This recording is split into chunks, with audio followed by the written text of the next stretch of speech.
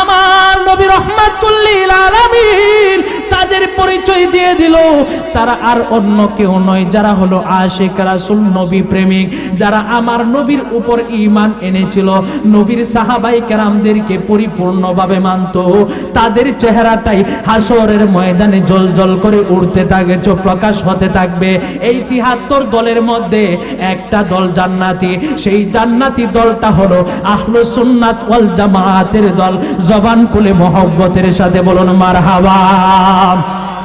আল্লাহ রাব্বুল আলামিন তিনি কুরআনুল কারীমের মধ্যে জানিয়ে দিলেন, আমি আমার নবীর শান বুলন্দ করছি। কিন্তু আমাদের সমাজে দেখা যায় কিছুদিন পরে পরে কিছু বেয়াদবে রাসূল বের হয়, কিছুদিন পরে পরে বেয়াদবে রাসূল বের হয়।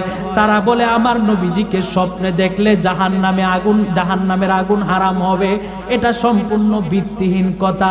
কয় সরাসরি আবু জেহেল, উতবা, সাইবা আমার নবীকে দেখছে, দেখার পরেও তো জান্নাতি হতে পারে নাই। বাবা ও বন্ধু, তোমার মাথার মধ্যে আমাদের মতো টুপি লাগাইছো, লম্বা পাঞ্জাবি লাগাইছো, কথা ঠিক, তোমাদের নামের সাথেও মুফতি রয়েছে, তোমাদের নামের সঙ্গেও 4টা 5টা টাইটেল রয়েছে, কিন্তু জানি না কেন জানি কুরআন কিতাব পড়ার পরেও কুরআন কিতাবের সঠিক জ্ঞান কেন তোমাদের সিনার মধ্যে ঢুকলো না। আমার নবী রাহমাতুল লিল আলামিন হাদিসে মুবারকার মধ্যে জানায়া দেয়, উম্মত ও উম্মত রে, শুনো শুনো শুনো, লা তামাসসুন নারু মুসলিমা। আমার নবী দেখেন কারা জান্নাতি।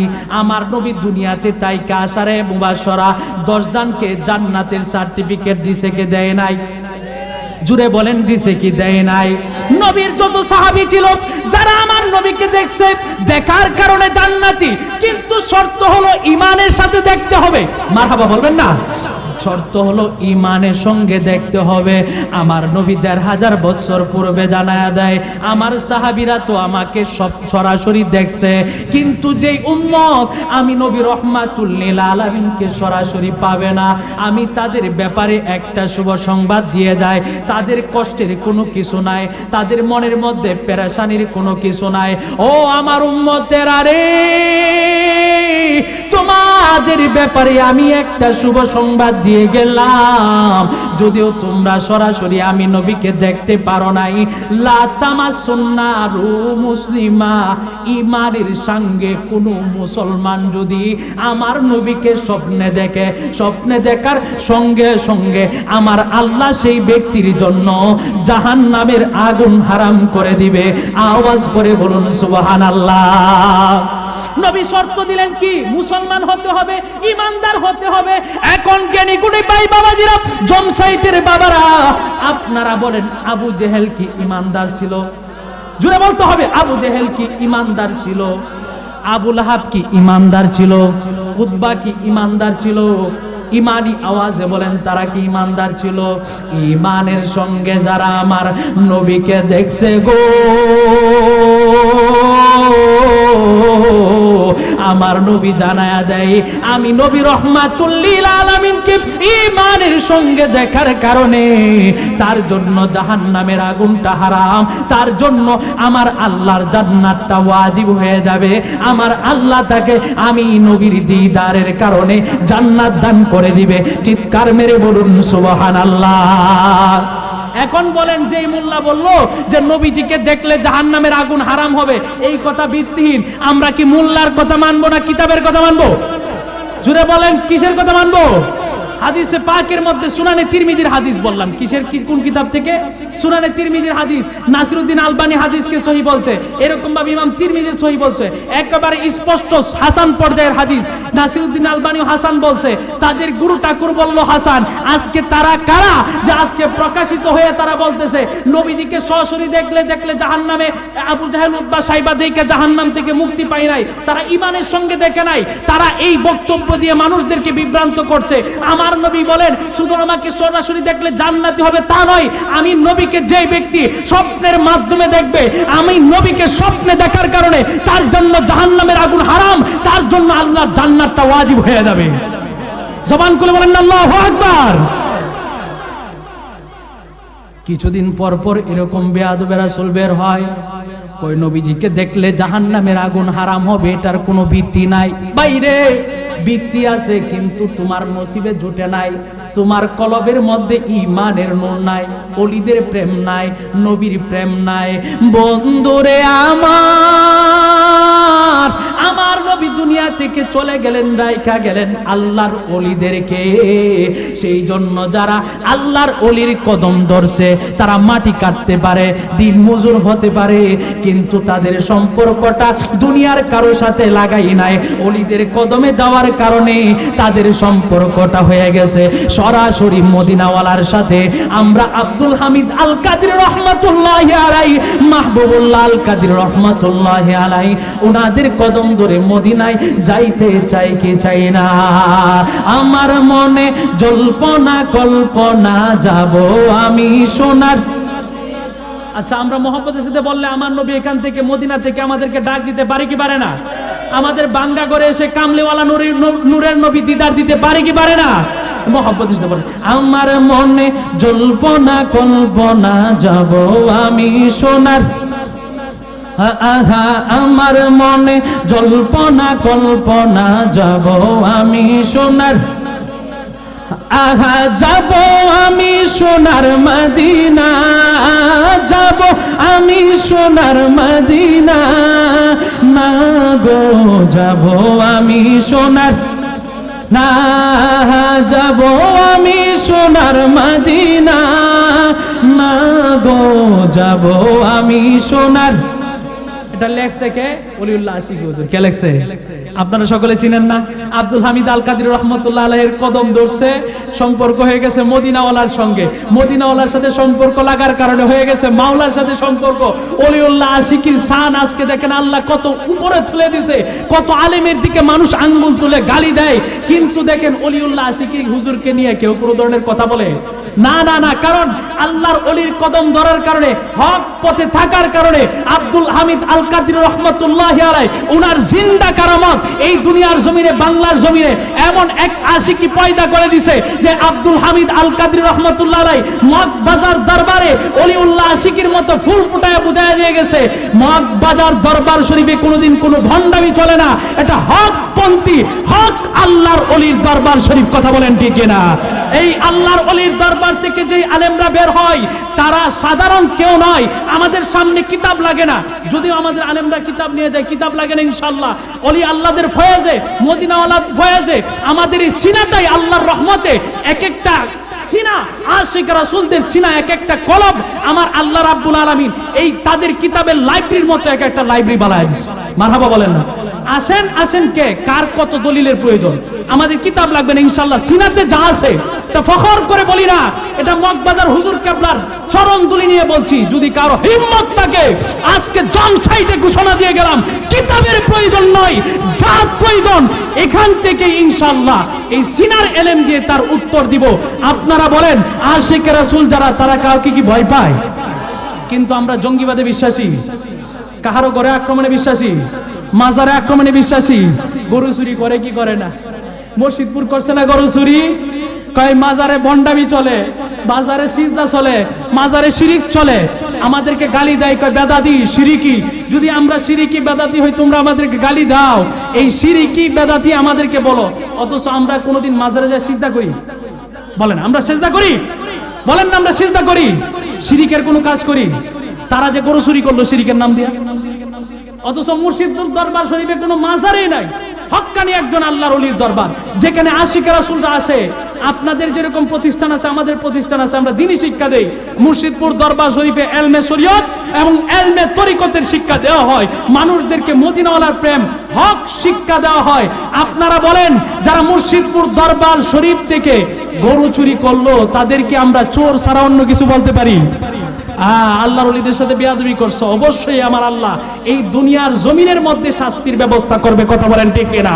কারণ ঘোষণা দিয়েছে কে?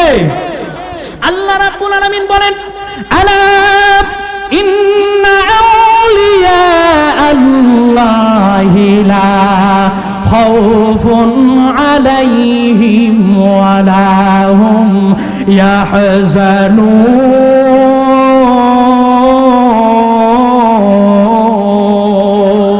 আরো জবান খুলে বলেন আল্লাহু আকবার। আল্লাহ রাব্বুল আলামিন বলেন, আল্লাহর ওলি যারা তাদের কোনো ভয় নাই, চিন্তা নাই।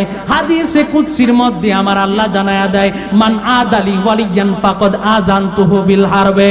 যে ব্যক্তি আল্লাহর ওলিদের সঙ্গে বিরোধিতা করলো, আমি আল্লাহ তাদের বিরুদ্ধে যুদ্ধ ঘোষণা করলাম। আজকে তারা মাজারের দিকে আঙ্গুল তুলে মাজার ভাঙ্গে, মাজারের গেট ভাঙ্গে, মাজারের উপর আক্রমণ করে, হক্কানি আল্লাহর ওলিদের দরবারে আক্রমণ করে, আল্লাহর ঘোষণা অনুযায়ী অবশ্যই তাদের জন্য কঠিন শাস্তির ব্যবস্থা হবে। কথা বলেন ঠিক না? আমরা আল্লাহর ওলির কদমে আসি, আল্লাহর ওলির কদমে থাকতে চাই কি চাই না? আব্বু জিরারে আমার, ও জমসাইতের মা বোনেরা গো, আজকে আমি শুনলাম আসার পরে একদল বলতেছে কন্যারাই রিসালাত ইয়া রাসূলুল্লাহ বলা যাবে না। আপনারা শুনছেন কি শুনেন নাই? ফেসবুক গরম, একজন ভাইরাল বক্তা আছে, আপনারা কি মনে কষ্ট নিতেছেন নি? এগুলো আমরা বলার দরকার আছে না? ও হ্যাঁ, সিরিয়ালে আপনারা তো শুনতেছেন, কিছু কিছু কথা বলার দরকার আছে না? না যে জমসাইডের আশিক রাসূল যারা আছে তাদের মধ্যে দুধের সাথে বিষ মিশায়া সুন্দর লেবাস দিয়ে ঈমান নষ্ট করতে পারে কি পারে না? আজকে তারা বলে নারায়ে রিসালাত ইয়া রাসূলুল্লাহ লেখা যাবে না, বলে কি বলে না? এটা যদি আলোচনা করতে যাই বলে কোরআন হাদিসে কোনো কিছু না। আরে ভাই, নারায়ে তাকবীর আল্লাহু আকবার, নারায়ে রিসালাত ইয়া রাসূলুল্লাহ, এগুলা সব কয়টা মহব্বতের সাথে সম্পর্ক এবং প্রত্যেকটা কথা কোরআন হাদিসের সাথে। স্মরণ আমি বুলন্দ করে দিয়েছি। কতটুক বুলন্দ করছে? আল্লাহ জিবরাইলকে ডাক দিয়া কয়, ও জিবরাইল, তুমি আমার নবীর কাছে চলে যাও, নবীকে যায় জিজ্ঞাসা করো আমার নবী জানেনি আমার নবীর শান কতটুক বুলন্দ করছে। জিবরাইল আইসা কয়, ইয়া রাসূলুল্লাহ, নবী গো, ও মায়ার নবী, আপনি জানেননি আপনার জিকির, আপনার স্মরণ, আপনার জিকির কতটুক আল্লাহ বুলন্দ করছে। আমার নবী কয়, জিবরাইল যায়া আমার মাওলাকে জিজ্ঞাসা করো। জবান খুলে কি সুবহানাল্লাহ বলবেন না? বললো আমার নবীকে যাই জিজ্ঞাসা করো কতটুক সম্মান বুলন্দ করছে। আমার নবী জানে, তারপরও জিবরাইলকে বলল, ও জিবরাইল, তুমি যাই আমার মাওলাকে যাই জিজ্ঞাসা করো, মাওলাই বলুক, আমি আমার মাওলার কাছে জানতে চাই। আল্লাহু আলাম, আল্লাহ ভালো জানে। আমার আল্লাহকে যাই জিবরাইল কয়, ও আল্লাহ, তোমার নবীকে যাই জিজ্ঞাসা করলাম, তোমার নবী বলল আল্লাহু আলাম, আল্লাহ ভালো জানে। আল্লাহ ডাক দিয়া কয়, জিবরাইল, তুমি আমার নবীকে জানায় জানায় দাও আমার নবীর শান এত বুলন্দ করছি। ওয়ারফানা লাকা যিকরাক ইযা যুকিরতু যুকিরতা মাই, আমি আমার নবীর শান এত বুলন্দ করলাম, যেখানে আমি আল্লাহর নাম থাকবে সেখানে আমার নবীর নাম থাকবে, যেখানে থাকবে লা ইলাহা ইল্লাল্লাহ সেখানে থাকবে মুহাম্মাদুর রাসূলুল্লাহ, যেখানে থাকবে আশহাদু আল্লা ইলাহা ইল্লাল্লাহ সেখানে থাকবে মুহাম্মাদুর রাসূলুল্লাহ, যেখানে আল্লাহর নাম সেখানে নবীজির নাম। এবার আমি আপনাদের কাছে জানতে চাই, যেখানে নারায়ে তাকবীর আল্লাহু আকবারের স্লোগান থাকবে সেখানে নারায়ে রিসালাতের স্লোগান দেওয়া যাবে কি যাবে না? আযানে নবীকে বাদ দেই নাই, নামাজে নবীকে বাদ দেই নাই, কোনো কিছু থেকে নবীকে বাদ দেই নাই। আজকে নারায়ে তাকবীর থেকে নারায়ে রিসালাত বাদ দিতে চায় তারা কারা? আমার আল্লাহ কুরআনুল কারীমের মধ্যে জানায়া দেয়, ও দুনিয়ার মানুষ, যারা রিসালাতের স্লোগান একটা সময় বাদ দিতে চাইবে আমার আল্লাহ জানে কি জানে না? আমার নবীও জানে। ও নবী, নবী গো, আপনাকে দুনিয়ার জমিনে পাঠাইলাম, রিসালাত দিয়া পাঠাইছি। ও নবী, এই রিসালাতের যে সংবাদ, রিসালাতের প্রচার, আপনি যে রিসালাত দিয়ে আপনি নবীকে পাঠাইলাম, আপনাকে যে আমি বার্তা দিয়া পাঠাইলাম, আপনাকে যে আমি কিতাব দিয়ে পাঠাইলাম, ও নবী গো, এই রিসালাতের ঘোষণাটা আপনি নবী দিবেন না, এই রিসালাতের ঘোষণাটা আমি আল্লাহ নিজেই দিয়ে দিব। আর আওয়াজ করে বলুন সুবহানাল্লাহ। আল্লাহ রাব্বুল আলামিন বললেন, নবী, ও নবী, এই রিসালাতের ঘোষণাটা আমি আল্লাহ দেব। আল্লাহ নিজেই রিসালাতের স্লোগান দিছে। মারহাবা কয় না রে? আরো জবান খুলে বলেন না আল্লাহু আকবার। রিসালাতের স্লোগান দিছে কে? আল্লাহ দিয়েছে নবীকে সম্মান, আল্লাহ দিয়েছে নবীকে সম্মান। তোমার হিংসাই হবে কি নবীর শানে বিয়াদবি করে, আমল করে হবে কি? জমসাইদের মানুষ আপনারা ঘুমায় গেছেন নি? জবান খুলে বলেন না আল্লাহু আকবার, আল্লাহু আকবার। আরেকবার জবান খুলে বলেন না ইয়া রাসূলুল্লাহ। আল্লাহ দিয়েছে নবীকে সম্মান, আল্লাহ দিয়েছে নবীকে সম্মান, তোমার হিংসায় হবে কি? নবীর শানে বিয়াদবি করে আমল করে হবে কি? হাসরের ময়দানে কোন নবী সুপারিশ করতে পারবে না,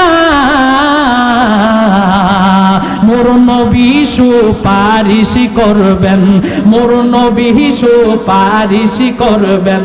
বুখারী কইলা দেখো না, আল্লাহ দিয়েছে নবীকে সম্মান, আল্লাহ দিয়েছে নবীকে সম্মান, তোমার হিংসায় হবে কি?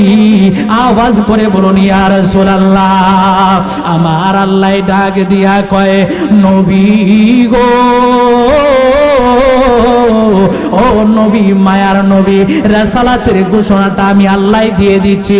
আল্লাহ নিজে ঘোষণা দেয়, ওমা আরসালনাকা ইল্লা রাহমাতাল লিল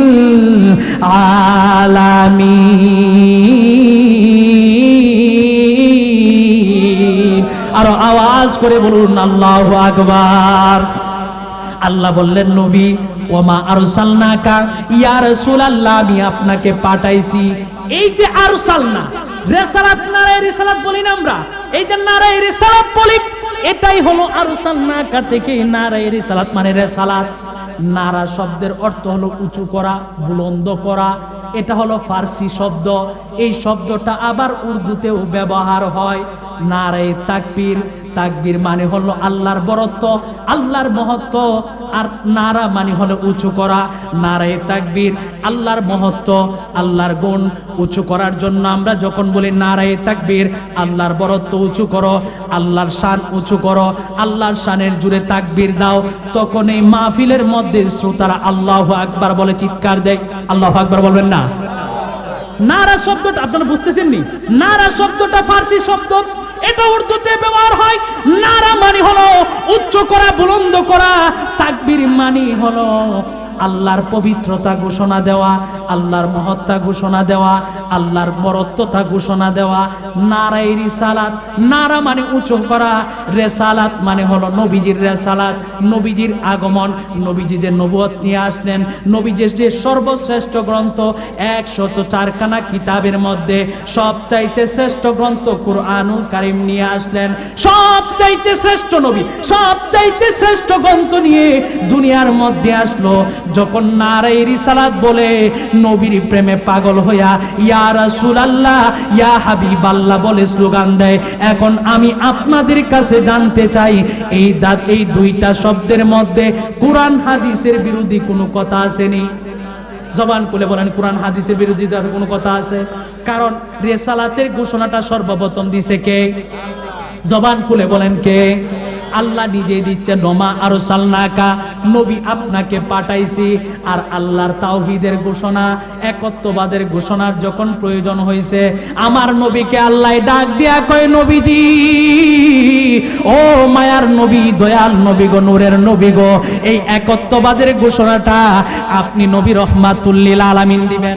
একত্ববাদের ঘোষণাটা আমি আল্লাহ নিজে দেব না। আপনার রিসালাতের ঘোষণা আমি নবী রহমাতুল লিল আলামিন, আপনার রিসালাতের ঘোষণাটা আমি আল্লাহ দিয়ে দিলাম। আপনার একত্ববাদের ঘোষণাটা দেওয়াবো আপনাকে দিয়া। আমার আল্লাহ বলেন, হুয়াল্লাহু আহাদ, আল্লাহ এক, আল্লাহু সামাদ, আল্লাহ মুকাফেকে, লাম ইয়ালিদ ওয়া লাম ইউলাদ, তিনি কাহারো থেকে জন্মগ্রহণ করেন নাই, কাউকে তিনি জন্ম দেন নাই। ওয়া লাম ইয়াকুল্লাহু কুফুয়ান আহাদ, কেউ তাহার সমকক্ষ নাই। চিৎকার মেরে কি একবার আল্লাহু আকবার বলা যাবে নি? আমার আল্লাহ ডাক দিয়ে কই, ও মায়ার নবী, দয়াল নবী, এই একত্ববাদের ঘোষণাটা আপনি নবী রহমাতুল লিল আলামিনকে জানায়া দেই। এই একত্ববাদের ঘোষণাটা আমি আল্লাহ নিজে দিব না। উল নবী গো, আপনি নিজেই আমার একত্ববাদের ঘোষণাটা দিয়ে দেন। সুবহানাল্লাহ বলেন, আরো জবান খুলে বলেন সুবহানাল্লাহ। তাইলে আল্লাহর একত্ববাদের ঘোষণা দিছে কে? আল্লাহ। আর রিসালাতের ঘোষণা দিছে কে? রিসালাতের ঘোষণা দিছে আল্লাহ। একত্ববাদের ঘোষণা দিছে আমার নবী। এখন রিসালাতের স্লোগান সর্বপ্রথম দিছে কে? বলেন আরে আপনারা কোন হাদিস শুনতে চান না, কেমনে আলোচনা করুন বলেন? ফখর করি না মগবাজারের দরবারের উসিলায় আল্লাহ চেষ্টা করতেছি, এখনো 24 ঘন্টার মধ্যে ন্যূনতম 8 থেকে 10 ঘন্টা পড়াশোনা করি, রাত্রে 1টা-1.5টা পর্যন্ত বসে বসে পড়াশোনা করি। এটা ফখর করি না, মাফ করুন আল্লাহ, কিন্তু দেওয়ার মতো আসলে তেমন জায়গা পাই না, বড় কষ্ট বুঝছেন। আপনারা আমার মনে হয় কষ্ট নিবেন না, আপনারা আমার এলাকার মানুষ। হ্যাঁ, আমার বাড়ির পাশাপাশি এলাকাতে থাকি, ঢাকা টঙ্গী, ওখান থেকে আসতাম। আমি বাবাজানের কদমের মধ্যে বায়াত গ্রহণ করেছি 1.5 বছরের মতো হয়েছে। আমি এর আগে অনেক পড়াশোনা করছি, পড়াশোনা চলতেছে অল্প জীবনে, কিন্তু আগে আমি এলেম অর্জনের মধ্যে শান্তি পাই নাই। যখন আমি মগবাজার দরবার শরীফে বায়াত গ্রহণ করছি তখন থেকে পড়ি, দুঃখে থাকি সুখে থাকি, সব কাজের মধ্যেই অন্তরের মধ্যে একটা শান্তি পাই। আচ্ছা আপনারা বলেন, আল্লাহর ওলিদের কদমের মধ্যে থাকলে শান্তি আছে না নাই? জবান খুলে বলেন, শান্তি আছে না নাই?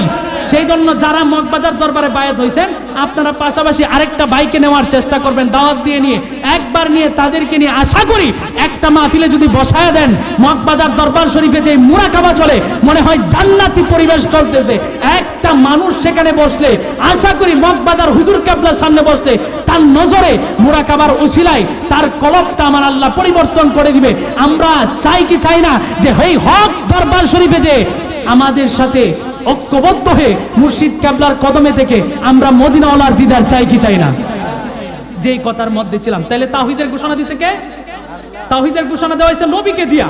উল হু আল্লাহু আহাদ, নবী গো আপনি বলেন আল্লাহ এক, আল্লাহুস সামাদ, আল্লাহু মুকাফফিকি, লাম ইয়ালিদ ওয়া লাম ইউলাদ, তিনি কারোর থেকে জন্ম গ্রহণ করেন নাই, কাউকে জন্ম দেয় নাই, ওয়া লাম ইয়াকুল লাহু কুফুয়ান আহাদ, কেউ তাহার সমকক্ষ নয়। আর নবীর রিসালাতের ঘোষণা কই নবী গো আপনি দিবেন না, কারণ শেষ জামানায় একদল বেয়াদব রাসূল আসবে যারা আপনার রিসালাতকে অস্বীকার করবে।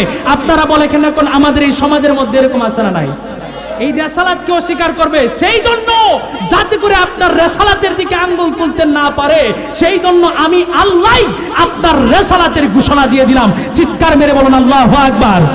তাহলে রিসালাতের ঘোষণা দিলে কোনো সমস্যা আছে? নারে তাকবীর, নারে রিসালাত। তাইলে রিসালাতের ঘোষণা দিছে কে? আল্লাহ রাব্বুল আলামিন বলেন নবী গো আপনার রিসালাতের ঘোষণাটা আমি আল্লাহ নিজেই দিয়ে দিলাম। নারে রিসালাতের ঘোষণা, রিসালাতের ঘোষণা আমি আল্লাহ দিয়ে দিলাম। আমার আল্লাহ বলেন নবীজি আপনার রিসালাতের ঘোষণা দিছি, শুধু তাই নয়, ওয়ামা আরসালনাকা ইল্লা রাহমাতাল লিল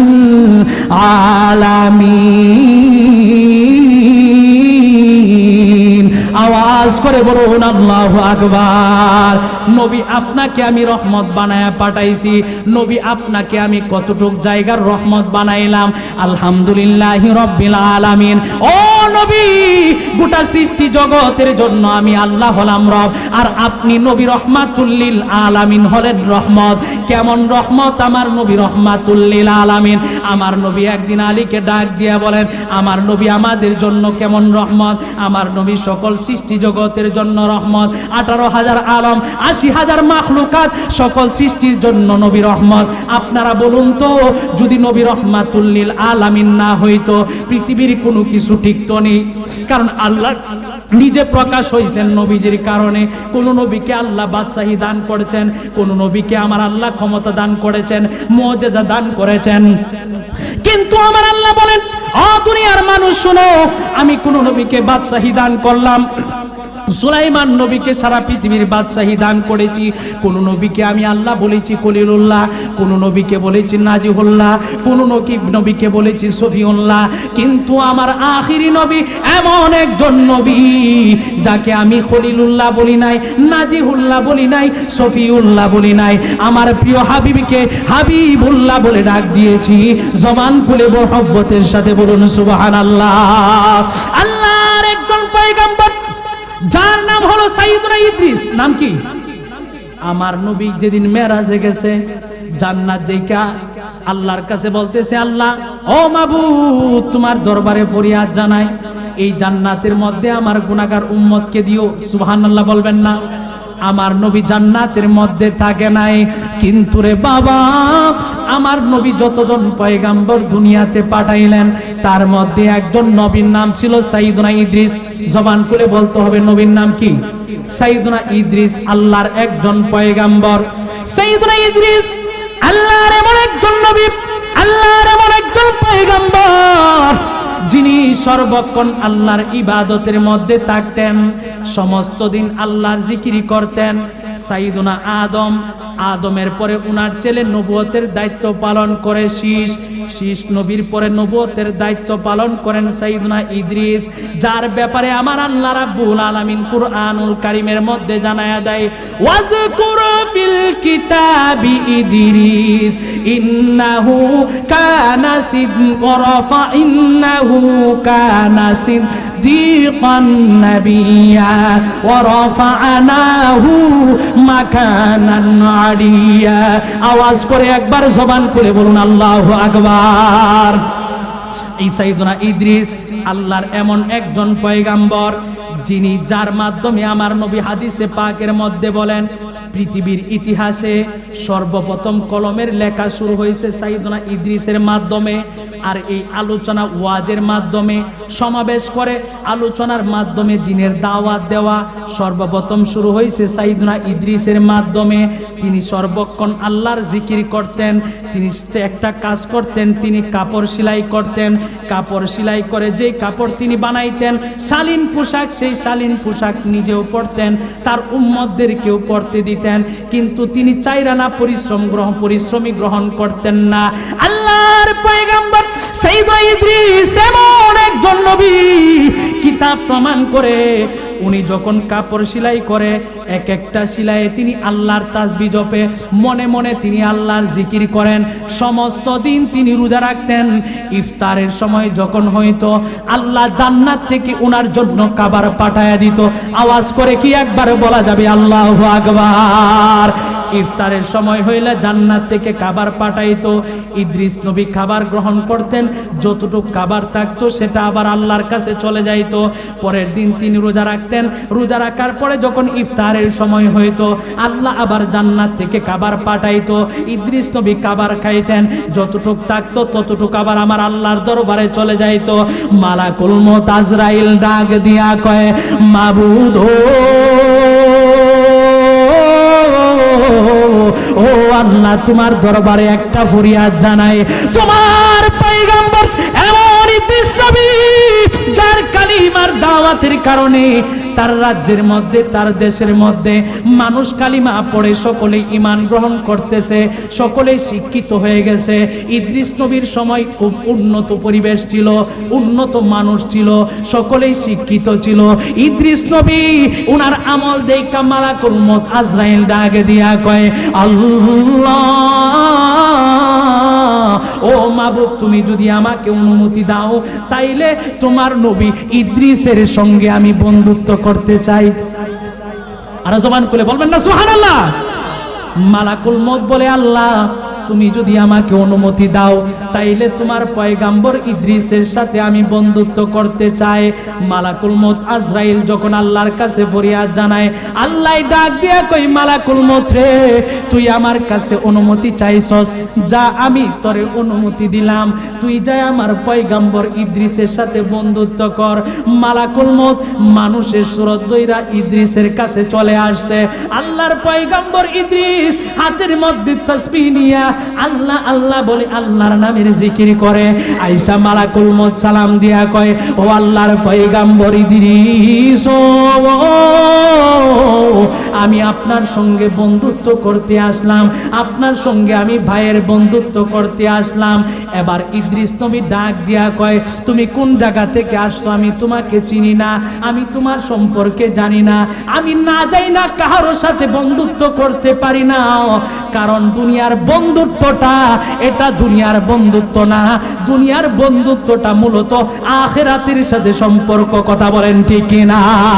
কারণ যারা দেখবেন আল্লাহর ওলিদের সাথে সম্পর্ক লাগাইছে, কিতাব প্রমাণ করে আল্লাহর ওলিদের সাথে সম্পর্ক লাগার কারণে হাসরের ময়দানে 3 শ্রেণীর মানুষ সুপারিশ করবে। কয় শ্রেণীর মানুষ সুপারিশ করবে? আব্বু জিরারে আমার আমার, এক শ্রেণীর মানুষ হলো, এক শ্রেণীর হলো আল্লাহর নবীগণ, আরেক শ্রেণী হলো আল্লাহর ওলি আলেম উলামাগণ, আর আরেক শ্রেণী হলো যারা আল্লাহর রাস্তায় শাহাদাত বরণ করে তারা হাসরের ময়দানে সুপারিশ করবে। এখন বলেন আল্লাহর নবীর হাদিস প্রমাণ করে আল্লাহ ওয়ালা আল্লাহর ওলি যারা তারা হাসরের ময়দানে সুপারিশ করবে। আমরা হক দরবার আল্লাহর ওলি মাহবুবুল্লাহ আল কাদরি রহমাতুল্লাহি আলাইহি আব্দুল হামিদ আল কাদরির কদমের মধ্যে আসি। হাসরের ময়দানে কঠিন সুপারিশের দিন আমাদেরকে আল্লাহর ওলি যদি নেক নজর দেয় সুপারিশ করে জান্নাতে নিতে পারে কি পারে না? সাইয়েদনা ইদ্রিস ডাক দিয়া কয়, ভাই তোমার সাথে সম্পর্ক কর্ম, আমি তোমারে চিনিও না জানিও না, সম্পর্ক কর্ম কেমনে? এটা সম্পর্ক তো আখিরাতের সাথে। কয় তাইলে কি করা যায়? ইদ্রিস নবী কয় তুমি আমার সঙ্গে 3 দিন কয়েকদিন থাকতে হবে। কি করতে হবে? আমি তোমার সম্পর্কে জানি না, না জানি না আমি সম্পর্ক করতে পারি না। কারণ আপনারা জানেন আরেকজন পয়গম্বর ছিল সাইয়েদুনা লূত আলাইহিস সালাতু ওয়াস সালাম। ওনার স্ত্রী লূত আলাইহিস সালাতু ওয়াস সালামের স্ত্রী, তার সম্প্রদায় লূতের যেই এলাকা ছিল, তার যেই জায়গার মধ্যে নবুয়তের দায়িত্ব পালন করত, তার সম্প্রদায়ের মানুষ গুনাহে লিপ্ত ছিল, ব্যভিচারে লিপ্ত ছিল, সমকামিতায় লিপ্ত ছিল। লূত আলাইহিস সালাতু ওয়াস সালাম তাদেরকে দাওয়াত দিতেন, কিন্তু লূত নবীর কথা তারা শুনতো না, লূত নবীর কথা তারা মানতো না। লূত নবীর স্ত্রী মনে মনে তাদেরকে সাপোর্ট করত, যদিও কোনো নবীর স্ত্রী খারাপ ছিল না, ভালো ছিল, মনে মনে সাপোর্ট করার কারণে আল্লাহ যখন আযাবের ফেরেশতা পাঠাইছে, লূতকে আমার আল্লাহ ডাক দিয়া কই, লূত তোমার এই সম্প্রদায়কে আমি আযাব দিয়ে ধ্বংস করে ফেলবো, সেই সাথে তোমার স্ত্রীকেও ধ্বংস করে দিব। লূত নবী বড় টেনশনের মধ্যে পড়ে গেছে, হাই হাই হাই বুঝি আমার স্ত্রীও ধ্বংস হবে। কই তোমার স্ত্রী যদি পাপ করে না, কিন্তু এই পাপাচারীদেরকে মনে মনে সে সামর্থ্য করে, তাদেরকে কি করে সমর্থন দেয়, সেই জন্য আযাবে ধ্বংস হয়ে যাবে। লূত নবী আল্লাহর দিকে তাকায় রইল। আল্লাহর আযাবের ফেরেশতারা কয় তবে অপশন আছে আরেকটা, যখন আযাব হবে তোমার স্ত্রী যদি পিছনের দিকে ফিরে না তাকায়, তাইলে আমার আল্লাহ তোমার স্ত্রীকে আযাব থেকে রক্ষা করবে। লূত আলাইহিস সালাতু ওয়াস সালাম যখন তিনি তার সম্প্রদায় ছেড়ে চলে যায়, স্ত্রীকে ডাক দিয়ে বলে, সন্তানদেরকে ডাক দিয়ে বলে, যখন তোমাদেরকে নিয়ে যাব তোমরা কেউ পিছনের দিকে তাকাইবা না। লূত আলাইহিস সালাতু ওয়াস সালাম সন্তানদেরকে নিয়ে যায়। আমার আল্লাহ তার সম্প্রদায়কে সরাসরি এইভাবে জমিনটাকে উল্টায়া মাটি দিয়ে চাপা দিয়ে দিছে এবং সমস্ত নদীটাকে আমার আল্লাহ পানি দিয়ে ভরে দিছে। আল্লাহু আকবার বলেন না? জর্ডানে এখন আছে যেটাকে বলা হয় ডেড সি বা লুত নদী, যেই নদী এত লবণাক্ত একটা মানুষ এই নদীর মধ্যে যায় যদি নামে, এই মানুষটা নদীর নিচে আর ডুবে না। আল্লাহু আকবার বলবেন না? সমস্ত সম্প্রদায়কে উল্টায় দিছে। লূত নবী যখন যায়, স্ত্রী এই যে তাদের প্রতি মায়া ছিল, পিছনের দিকে ফিরে তাকাইছে, তাকানোর কারণে এখনো পর্যন্ত সঙ্গে সঙ্গে লূতের স্ত্রীর দেহটাকে মূর্তির মতো বানায় দিছে, এখনো মানুষের সামনে দণ্ডায়মান আছে। আমার আল্লাহ বুঝায় দিলেন, আল্লাহ ওয়ালাদের সাথে সম্পর্ক রাখবা, আল্লাহ ওয়ালাদের সাথে সম্পর্ক রাখার কারণে আমি আল্লাহর সাথে সম্পর্ক হয়ে যাবে। আর যারা আল্লাহর ওয়ালাদের বিরোধিতা করবা তাদের পরিণতি এই হবে। আল্লাহর ওলিদের সাথে তাইলে আমাদের সম্পর্ক রাখার দরকার আছে না নাই? ইদ্রিস নবী কি বলছে? আগে তোমারে জানি বুঝি, তারপরে তোমার সাথে সম্পর্ক হবে। মারহাবা বলবেন না? সাইয়েদনা ইদ্রিস বললেন তোমার সাথে সম্পর্ক করব, কিন্তু আমার সঙ্গে তোমার থাকতে হবে। কই ঠিক আছে। সাইয়েদনা ইদ্রিস সন্ধ্যাবেলা আল্লাহর জান্নাত থেকে খাবার আসলো। সাইয়েদনা ইদ্রিস ইফতার গ্রহণ করলেন। মালাকুল মউত আজরাইলকে বলল খাবার খাওয়ার জন্য। মালাকুল মউত আজরাইল ফেরেশতা খাবার খায়নি। আমার কথা বুঝেন না? ফেরেশতা খাবার খায়নি। ফেরেশতা তো খাবার খায় না, মালাকুল মউত খাবার নেয় না। আব্বু জিরানি আমার, বাবা জিরানি আমার, মালাকুল মউত বলে আমি খাবার খাবো না। প্রথম দিন চলে গেল, দ্বিতীয় দিন সকালবেলা সমস্ত রাত্র সাইয়েদনা ইদ্রিস ইবাদত বন্দিগি করলেন।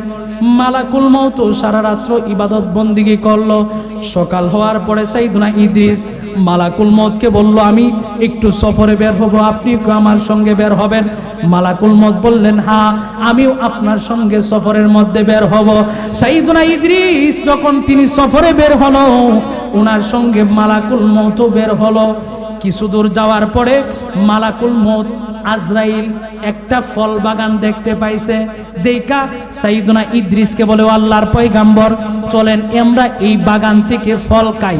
ইদ্রিস নবী দিছে ধমক, কালকে জান্নাত থেকে খাবার আসছে, আপনি এই খাবার খাইলেন না, আরেক বেটার ফল গাছ দেখে আপনি এখন খাইতে চান?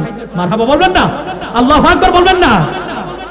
সাইয়েদনা ইদ্রিস ধমক দিয়ে বলে, ও মিয়া, আপনি কালকে হালাল খাবার আপনাকে দিলাম, হালাল খাবার খেলেন না, আরেকজন মানুষের গাছের ফল দেখে আপনি খাইতে পাগল হয়ে গেছেন, এটা তো আমার জন্য খাওয়া হালাল না, এটা আমি খেতে পারবো না। মালাকুল মউতকে এই কথা বলল, মালাকুল মউত চুপ হয়ে গেছে। সাইয়েদনা ইদ্রিস এবার সামনে চলতে শুরু করলো। কিছুদূর যায় একটা ছাগলের পাল দেখতে পেল, অনেকগুলা ছাগল। এবার সে বলতেছে, ও আল্লাহর পয়গাম্বর ইদ্রিস, চলেন এই ছাগল পাল থেকে একটা ছাগল ধরে আমরা জবাই করে খাই। ইদ্রিস নবী আরেক ধমক দিছে, কই ওপরের মাল না বইলা খাওয়া আমার জন্য হারাম। আপনি মানুষের খাবার দেখে পাগল হয়ে যান, ছাগল দেখে পাগল হয়ে যান খাওয়ার জন্য, ফল দেখে পাগল হয়ে যান খাওয়ার জন্য, আপনি তো বেশি সুবিধার মানুষ না। সাইয়েদনা ইদ্রিস বললেন, যখন হালাল খাবার আসে আপনি সেটা ভক্ষণ করবেন, অন্যের খাবারের দিকে নজর দিবেন না। চলে গেল 3 দিন।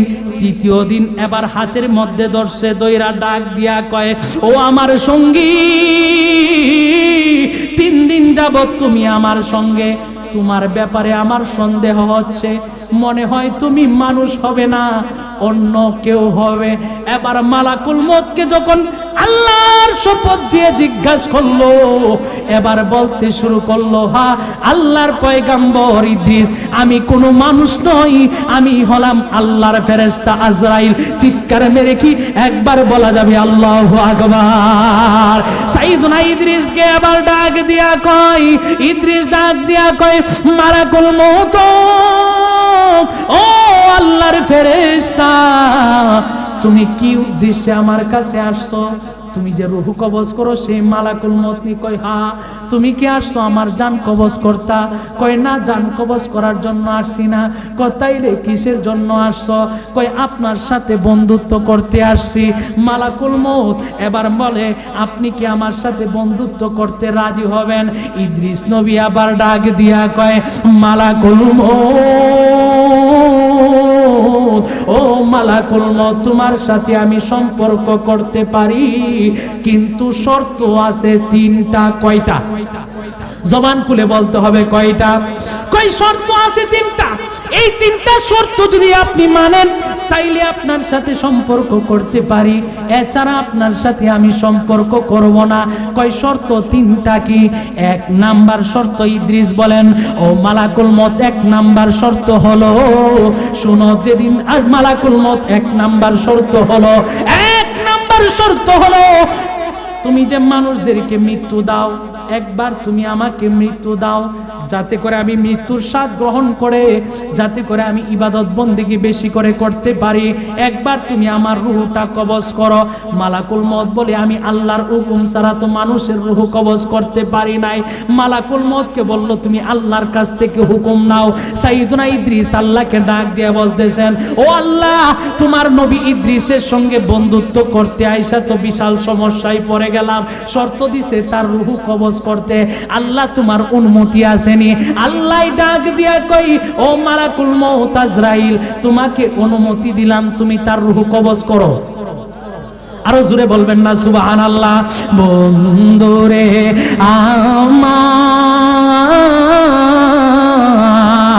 আমার আল্লাহ অনুমতি দিল রূহ কবজ করার জন্য। মালাকুল মউত যখন ইদ্রিস নবীর রূহ কবজ করেছে গো, কবজ করার পরে আবার আল্লাহর অনুমতিতে ইদ্রিসের ভেতরে রূহ দিছে। দেওয়ার পরে ইদ্রিস নবী সজাগ হয়ে উঠছে। সাইয়েদনা ইদ্রিসকে মালাকুল মউত ডাক দিয়া কয়, ও ভাই ইদ্রিস, মউতের যন্ত্রণাটা কেমন মনে হয়েছে? ইদ্রিস নবী ডাক দিয়া কয়, ও মালাকুল মউত, শোনো শোনো শোনো, জীবিত একটা পশুকে উল্টা ভাবে তার দেহ থেকে চামড়াটা তুলে ফেললে যেরকম ভাবে যন্ত্রণা হবে, মনে হয়েছে আমি ইদ্রিসের মৃত্যুটা মনে হয় যেন এরকম কষ্ট। ইদ্রিস নবীকে মালাকুল মউত ডাক দিয়া কয়, আল্লাহর পয়গম্বর, ও ইদ্রিস, শুনো, এই পর্যন্ত যত মানুষের রূহ আমি কবজ করেছি তার চাইতে সহজভাবে তোমার রূহটা কবজ করেছি। জবান খুলে গিয়ে একবার বলা যাবে আল্লাহু আকবার। মরণের চিঠি যখন আসবে আমার, কালিমার তালকিন দিও বারে বার। মরণের চিঠি যখন আসবে আমার, কালিমার তালকিন দিও বারে বার। দাও দেখা দাও চেহারা তোমার, দাও দেখা দাও চেহারা তোমার, এই আশিক পাগল তোমার। ইয়া রাসূলুল্লাহ কি উপায় হবে আমার, ইয়া হাবিবাল্লাহ কি উপায় হবে আমার। চিৎকার মেরে বলুন ইয়া রাসূলুল্লাহ। পয়গম্বর ইদ্রিস নবী ডাক দিয়া কয়, মনে হয় যেন জীবিত একটা পশুর দেহ থেকে চামড়াটা খোলা হয়েছে। কই এবার আপনার দ্বিতীয় শর্ত কি? কই দ্বিতীয় শর্ত হইল জাহান্নামটা একটু দেখতে চাই, জাহান্নামের আগুন দেখে যেন বেশি ইবাদত করতে পারি। মালাকুল মউত আল্লাহকে ডাক দিয়া কয়, আল্লাহ ও মাবুদ, তোমার পয়গম্বর জাহান্নাম দেখতে চাই। ইদ্রিস নবীকে নিয়ে গেল জাহান্নাম দেখানোর জন্য, জাহান্নাম দেখলো। এবার আবার ডাক দিয়া কয়, তৃতীয় নাম্বার শর্ত কি? তৃতীয় নাম্বার শর্ত হলো জান্নাত দেখতে চাই। সুবহানাল্লাহ বলবেন না? আরো জবান খুলে বলবেন না সুবহানাল্লাহ? তৃতীয় নাম্বার শর্ত দিল জান্নাত দেখতে চাই। কি দেখতে চাই? মালাকুল মউত বড় চিন্তার মধ্যে পড়ে গেছে, কারণ মানুষ জান্নাত যদি দেখে জান্নাতের জন্য পাগল হয়ে যায়। সাইয়েদনা ইদ্রিস, মালাকুল মউত চিন্তা করলো সাইয়েদনা ইদ্রিস দেখে যদি জান্নাত দেখে জান্নাতের জন্য পাগল হয়ে যায়, আল্লাহরে ডাক দিয়ে বলেন, ও আল্লাহ জান্নাত তো দেখতে চাই। আল্লাহ বলে জান্নাত দেখায়া দাও। মালাকুল মউত সাইয়েদনা ইদ্রিসকে বলল, ও ইদ্রিস জান্নাতের মধ্যে যদি প্রবেশ করেন আমাকে ওয়াদা দেন জান্নাত থেকে চলে আসবেন, জান্নাতের ভেতরে আপনি থাকবেন না। মালাকুল মউতকে সাইয়েদনা ইদ্রিস ওয়াদা দিল, ঠিক আছে আমি জান্নাতের ভেতরে প্রবেশ করব, কিন্তু আমি জান্নাতের মধ্যে থাকব না, জান্নাত থেকে চলে আসব। শর্ত দিয়া মালাকুল মউত ইদ্রিস নবীকে জান্নাতে পাঠাইছে। মালাকুল মউতের কথা শুনিয়া সাইয়েদনা ইদ্রিস জুতা খুলে জান্নাতের মধ্যে প্রবেশ করছে, জান্নাত থেকে আবার দৌড় দিয়া বাহিরে চলে আসছে, বাহির হইয়া আবার জান্নাতের মধ্যে ঢুকে গেছে। মালাকুল মউত ডাক দিয়া কয়, ও আল্লাহর পয়গম্বর ইদ্রিস,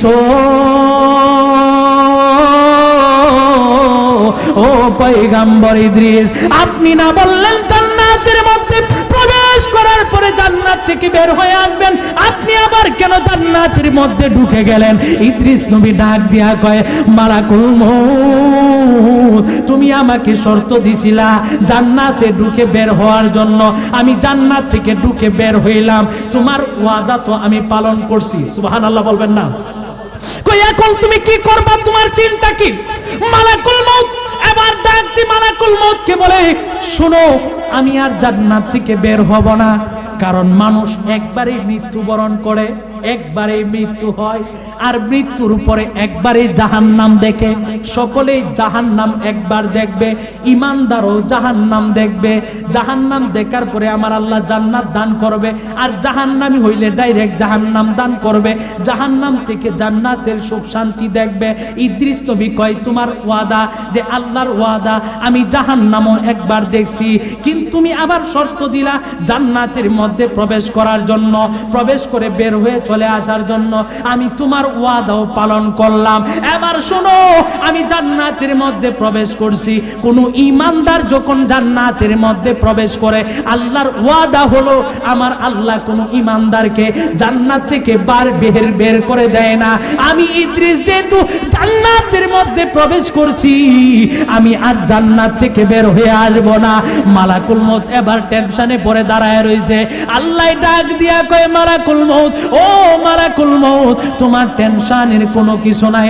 আমি ইদ্রিস নবীর কপালের মধ্যে এরকমই রেখেছিলাম, আমি আল্লাহ তাকে এরকমই কপালে রেখেছিলাম। তারে মৃত্যু দিব, আবার রুহু দিব, রুহু দেওয়ার পরে আমি তাকে জাহান্নাম দেখাবো, জাহান্নাম দেখার পরে আবার জান্নাত দান করব। দুনিয়ার মানুষদেরকে আমি জানায়া দিলাম, শুনো ও দুনিয়ার মানুষ, শোনো শোনো শোনো শোনো, আমি আল্লাহ হলাম একজন। যদি আমি মাওলার গোলামি করো, তোমার জন্য রয়েছে জান্নাত। আমরা ইবাদতের মাধ্যমে জান্নাতে যেতে চাই কি চাই না? যেই আলোচনার মধ্যে ছিলাম, আমার নবী যেদিন মেরাজে গেল, মেরাজে যাওয়ার পরে জান্নাত দেখা আমার নবী দুইটা হাত বাড়ায় কয়, আল্লাহ ও মাবুদ, তোমার দরবারে ফরিয়াদ গো আল্লাহ, আমার গুনাহগার উম্মত বড় গুনাহগার হবে আল্লাহ, তোমার কাছে ফরিয়াদ জানাই, আমার এই গুনাহগার উম্মত গুলার জান্নাত দান কইরো। ইদ্রিস নবী জাহান্নাম দেখছে, জান্নাত দেখছে, জান্নাতের আরাম আয়াস দেইকা তিনি জান্নাত দেইকা চলে আসে নাই। আর আমার নবী জান্নাত দেইকা জান্নাতের মধ্যে থাকে নাই, উম্মতের মায়ায় জান্নাতে যেও আমার নবী কাঁদে। আমার নবী এমন একজন নবী রে, যেই নবী 64 বছর জিন্দিতে, 64 বছর জিন্দিগিতে উম্মতি উম্মতি বলে কেঁদেছেন। এখনো উম্মতের মায়ায় রওজায়ে আতহারের মধ্যে সিজদায় মধ্যে পড়ে উম্মতি উম্মতি বলে কাঁদে। উম্মত যখন ভালো কোনো কাজ করে, তখন আমার নবী আমার আল্লাহর দরবারে ফাহামিদুল্লাহ, আল্লাহর প্রশংসা করে। উম্মত যখন কোনো গুনার কাজ করে, আমার নবী সিজদার মধ্যে পড়ে আল্লাহকে ডাক দিয়া কয়, মাবুদ ও আল্লাহ, আমার উম্মত বুঝে নাই, তোমার দরবারে ফরিয়াদ জানাই গো আল্লাহ, আমি নবীর উসিলায় তুমি আমার এই উম্মতকে ক্ষমা করে দাও। চিৎকার মেরে বলেন না ইয়া রাসূলুল্লাহ, বলেন নবী তুমি আমার হয়ে যাও, আহ রাসূল তুমি, বললেন না মুহাম্মদ, বললেন না আহা, যে নবী, এটা কি আপনি সাধারণ কথা মনে করছেন? অন্য নবী জান্নাত থেকে চলে জান্নাতের মধ্যে থেকে যায়, জান্নাত থেকে আসতে চায় না, আর আমার নবী জান্নাতের মধ্যে যায়ও আপনার জন্য আমার জন্য কাঁদছে। এই আশিক রাসূল উম্মতদের যে আজকে জবান বন্ধ থাকে, বড় কষ্ট লাগে। আজকে যারা নারায়ে রিসালাতের বিরোধিতা করে, যারা নারায়ে রিসালাতকে নিয়ে বিভিন্ন ধরনের কথা বলে, তারা কোনোদিন ঈমানদার হতে পারে না। কথা বলেন ঠিক কিনা?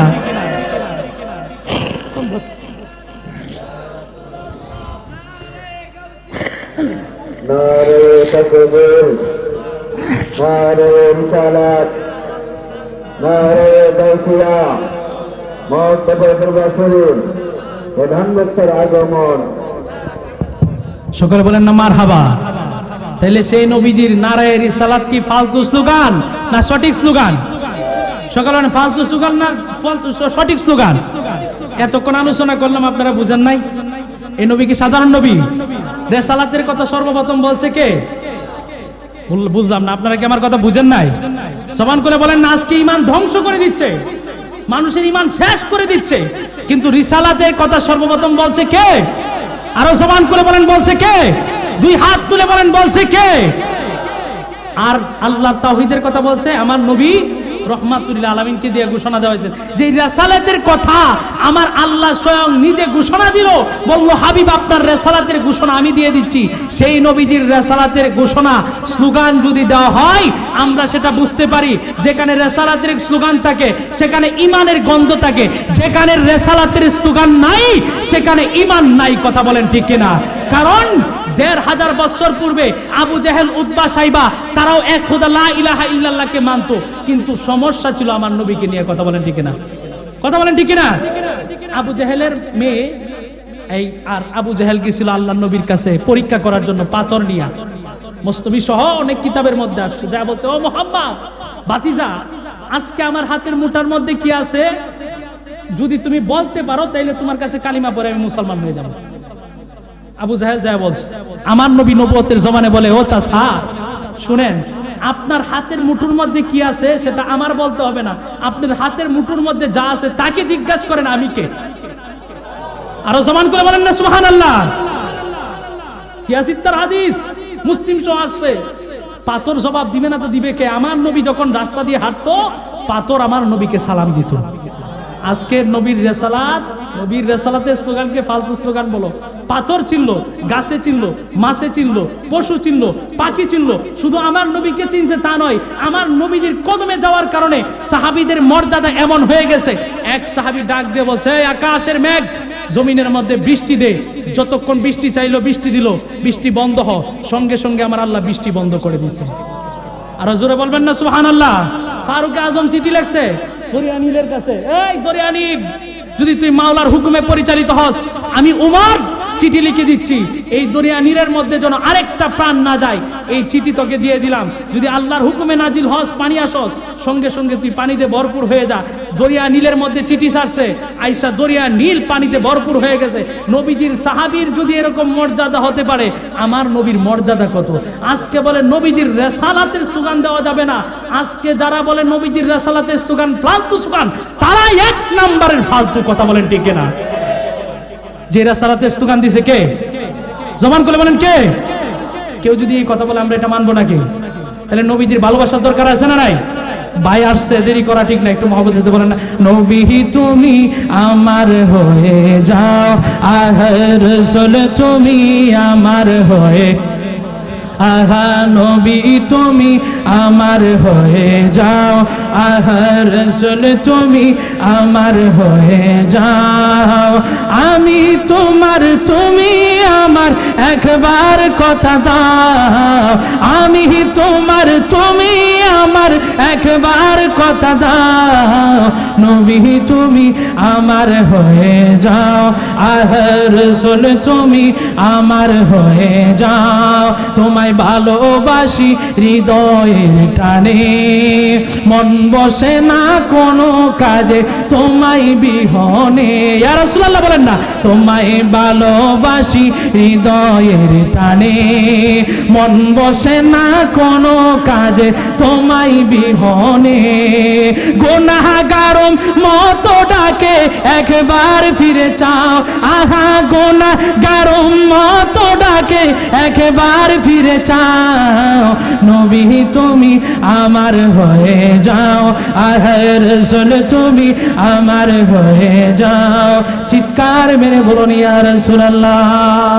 সর্বশেষ কথা, আপনারা আমরা যারা মগবাজার দরবার শরীফে বায়াত হইছি, আমাদের পাশাপাশি আরো ভাইদেরকে কি করব? নিয়ে যাব। মগবাজার দরবার শরীফ এটা হক দরবার, এতে কোনো সন্দেহ আছে? আমার মহান মুর্শিদ কিবলার দিকে তাকায় দেখেন। আপনি কি মনে করছেন আমি মানুষটা ছোট? এটা বলা ঠিক না, কখনো মাফ করুন। এই সেই ছোটবেলা থেকে দিনের পথে, কোরআনের পথে এবং হাদিসের কাজের জন্য সেই ছোটবেলা থেকে লেগে আছে। আমি মুর্শিদ ধরছি, আপনি কি মনে করছেন না বুঝে ধরছি? না না না, আমি ক্যামেরাম্যান আছে আশরাফ ভাই, এটা আবার দেখেন দিয়ে না। অনেক দরবার থেকে আমরা বলছি, ছোটবেলায় এক দরবার থেকে সরাসরি বড় দরবার, মশহুর দরবার। ছোটবেলা চাইছিল, ছোটবেলায় আমার চাইছিল, আমার দাদার কাছে এসে বলছিল, দরবারের নামটা আমি বললাম না, কারো প্রয়োজন হলে তখন বলবো। দাদার কাছে এসে বলছিল যে আপনার নাতিটারে বড় পছন্দ হয়েছে, ভালো লাগছে।